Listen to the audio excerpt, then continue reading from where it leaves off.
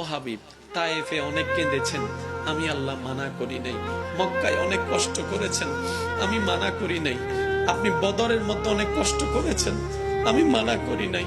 আপনি উহুদে দন্দান শহীদ করেছেন, রক্তাক্ত হয়েছেন, আমি মানা করি নাই। আপনি আমার জন্য যথেষ্ট করেছেন, আমাকে খুশি করার জন্য।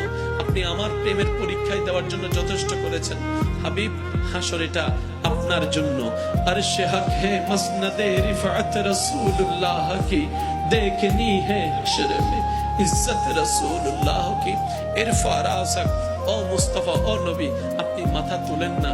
কি চান বলেন না, আপনি যা চাইবেন আমি আল্লাহ তাই দিব।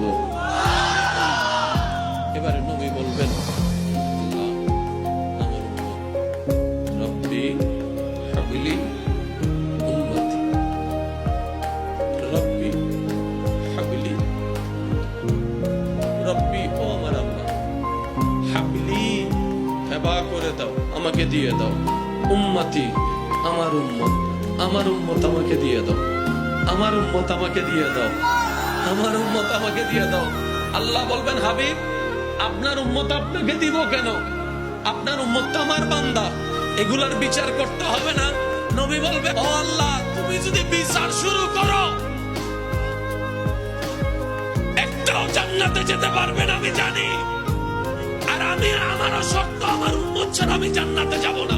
এবার তুমি কি করবা করো, এবার তুমি কি করবা করো, এবার তুমি কি করবা করো। আল্লাহ পাক বলবেন, আজকের দিনের জন্যই তো আমি মালিক ইয়াউমিদ্দিন হয়েছি, মালিক ইয়াউমিদ্দিন হয়েছি। ও রাসূল, আপনি একটা কাজ করেন, আপনার উম্মত আসুক, আমার বান্দারা আসুক, আমি হিসাবটা দিব।